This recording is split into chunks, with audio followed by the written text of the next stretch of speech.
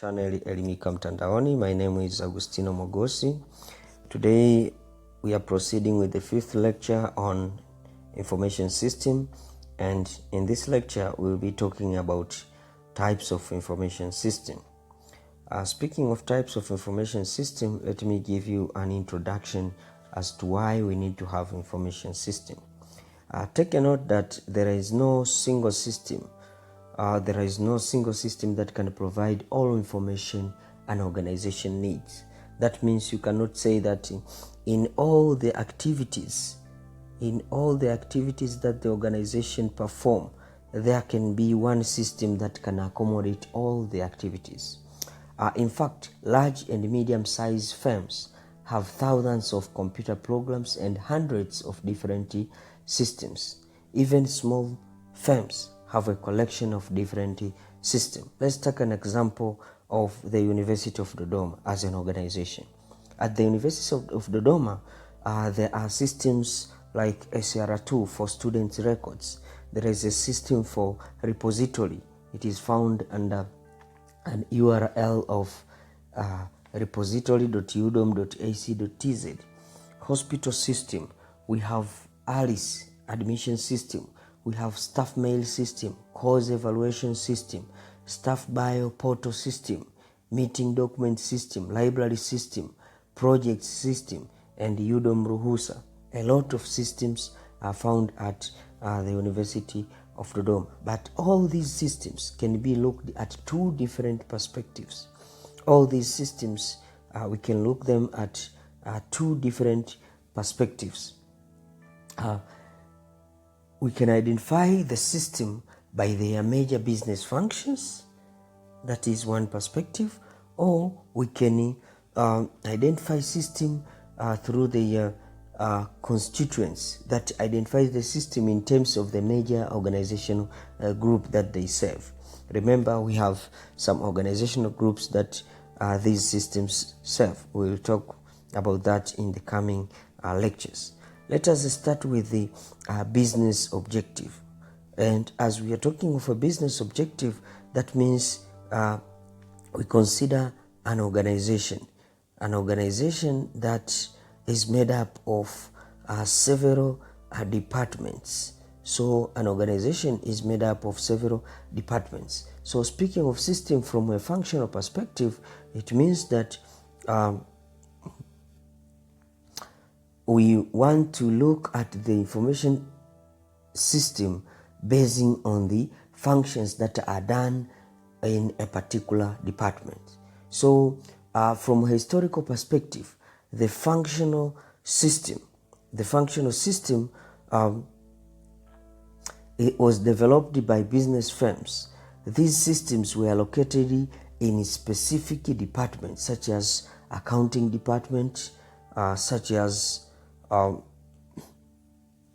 marketing and sales, such as production department, and the human resource department. So systems that are found within these functional areas, then such systems are called functional perspective systems, or they are looked at this perspective that we call a functional perspective. Now let us go into details and see each of these systems, how they work and what are the properties that are found under such systems. We can start with sales and marketing. Let us start with the sales and marketing. Speaking of sales and marketing function, first of all, sales and marketing function is responsible for selling the organizational products. Remember, we have this as an organization. Then an organization produces products and produces services. So there is that department that is responsible for selling the products for the organization. Now, if we need a system for this department, then the system will be called sales and marketing department. But we have two parts in this department. We have a part for marketing and we have a part for sales. Speaking of marketing is concerned with identifying the customers for the firm's product and services. So at this department, the people inside or found in this department are responsible to identify. They are responsible to identify the customers for the firm's products and services. Also, they determine what customers need or want, and also they plan and develop products and services. So this department, in the subsection of marketing, there is where we can identify customer. That means we understand what our customer needs, what our customers want. Then we develop the products according to those needs. Then we have another section in the sales and marketing department, which is concerned with contacting customers and selling products and services, also take orders and following up sales. So we contact customers, then we sell product to such customers. Sometimes we take orders from such customers. So that subsection or that section is called sales section. And sales and marketing information system now support these activities. So it supports the activities of identifying customers and determining customer needs, plus planning and developing products and services for customers. Then the sales and marketing information system also helps in contacting customers, helps in selling the products and services, and even taking orders. So you can have a system where a customer can enter into that system and place an order. So if you have that kind of system, then we call it, it falls under a sales and marketing information system. Let's have some examples for sales and marketing information systems. Examples for sales and marketing information system, we have one that is called sales trend forecasting. Sales and marketing system help these senior managers. So sales trend forecasting is for senior managers. So it helps these senior managers or management to monitor trends affecting new products and services opportunities. They also helps to support planning for new products and services, and also monitor the performance of competitors. So using sales trend forecasting system, there is where you can see what are the things that affect our new products. So you see what are the things that our new products are facing. Then it helps in supporting the plan of new products and services, also to monitor the performance of the competitors. For middle managers, there is a system called price analysis. Sales and marketing also aids middle managers by supporting market research and by analyzing advertising and promotional campaigns. So the middle managers are the ones that analyze the advertisements, they analyze the promotional campaigns, they also do what we call pricing, decision, and sales performance. So this system here helps to do those activities. How about for operational managers? Sales and marketing systems also assist operational managers and employees in locating, contacting prospective customers, also tracking sales, processing orders, and providing customer service support. So such systems are called order processing systems. Now let us see manufacturing and production systems. Before going to manufacturing and production system, let me explain how this works. Let's say we have this sales system here. This is sales system. So there are sales data that flow into the system. Sales data, that means if you're talking about price, orders, sales trends, etc., they fall into the system. And those data, after being processed, then they are stored in a database. We call it sales database. So database is stored, and some queries online are access. So people can access also this sales system through the online access. Then the output for this will be information that will be taken to prepare reports for middle level managers. So this is an example of a system, a sales and marketing system, where data enter into this system and being processed. After they are processed, then data is stored in the sales database. Then some people can access such data over online, and some of the data are being sent to the management information systems to prepare some reports. So that is just an example of information system that is called the sales system. Now let us move to another information system that is called manufacturing and production. Speaking of manufacturing and production, it has a function which is responsible for producing the firm's goods and services. So it is this department which is called manufacturing and production is the department which is concerned with the production of firms' goods and services. Manufacturing and production systems deal with the planning. So this system deal with the planning, deal with development, and deal with the maintenance of production facilities. So we need to produce a product. We have facilities that we use to produce such product. So the systems under manufacturing and production, what they do is they help in planning, they help in development and maintenance of such production facilities. Also, another thing, they help to establish production goals. So how much should we produce?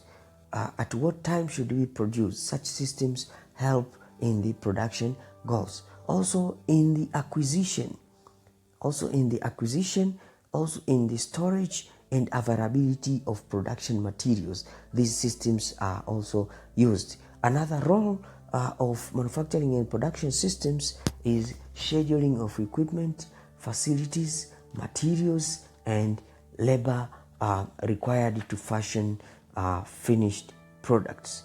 So manufacturing and production systems support all these activities. That's why we have some examples for such systems. For example, we have a facility location system where senior managers use this manufacturing and production information system that deals with the firm's long-term manufacturing goals, such as where to locate a certain new plant, or whether to invest in a certain manufacturing technology or what.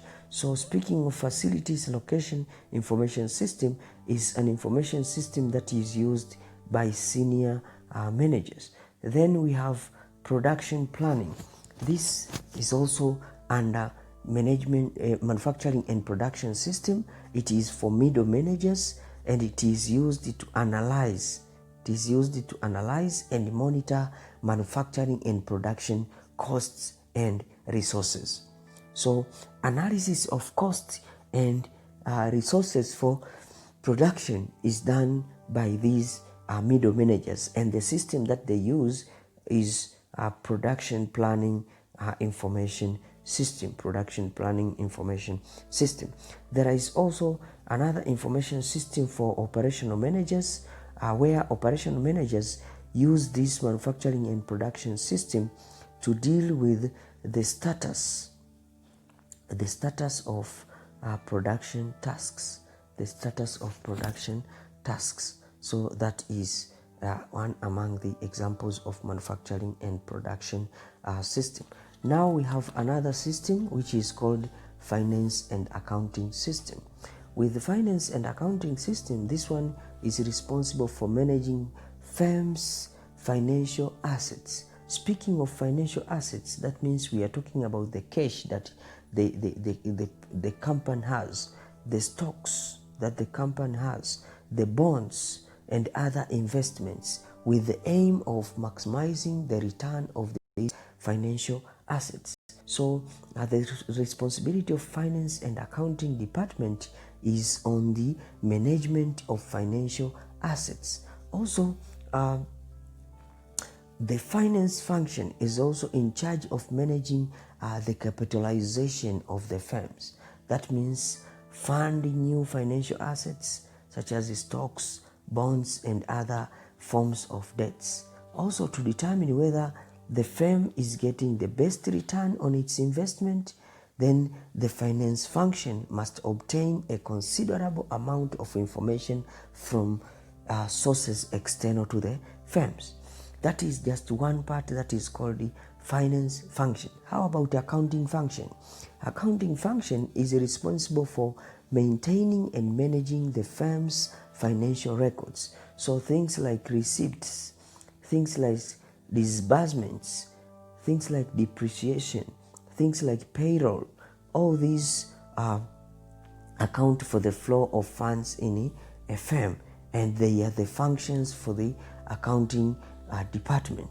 Then finance and accounting system, or finance and accounting actually have related problems, and like how to keep track of the firm's financial assets and funds flow. So to tackle such problems, then we need finance and accounting information system. With the finance and accounting information systems, we have examples such as profit planning. This is for senior managers, where they use finance and accounting to establish long-term investments goals for the firms and to provide long-term forecasts of the firm's financial performance. So this is called the profit planning. We have another system under finance and accounting, which is called budgeting system. This budgeting system is for middle managers, where they use systems to oversee and control the firm's financial resources.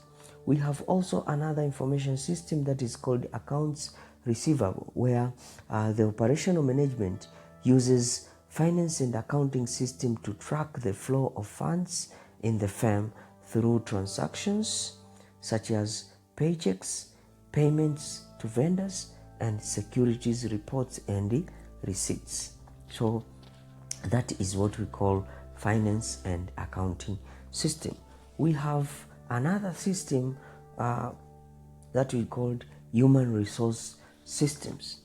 The responsibility for human resource system, or the responsibility for human resource function, is on attracting, developing, and maintaining the firm's workforce.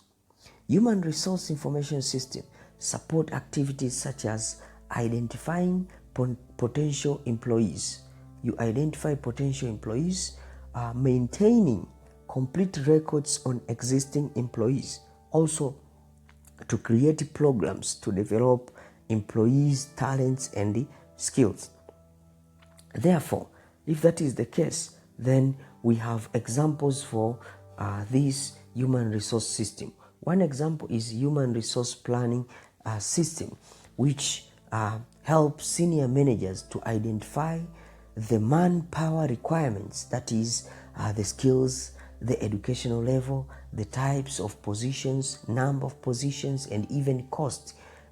You can use this human resource planning system for meeting the firm's long-term business plans. So this human resource planning system is for senior managers. Now we have another example, which is compensation analysis system. This is used by middle managers, and they use it to monitor. They use it to analyze, and they use it to follow along the recruitment, the allocation, and the compensation of the employees.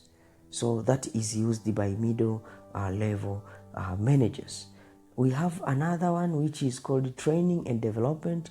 Is another system under human resource department.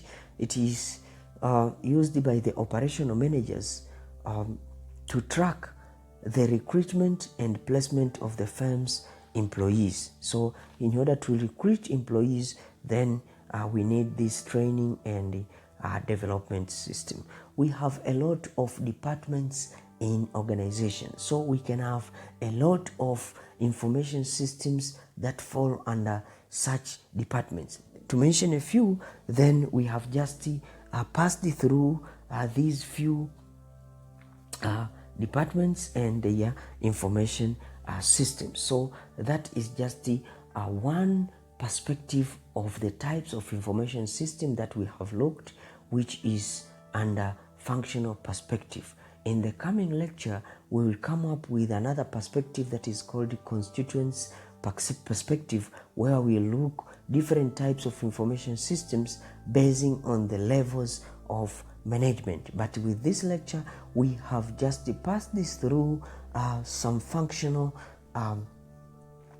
or departments within organizations that are accounting and finance, human resource, sales and marketing, and manufacturing and production departments. And there we have seen a number of systems that fall under such departments. My name is Agustino Mogosi, and this is Elimika Mtandaoni. Don't forget to subscribe. Thank you very much.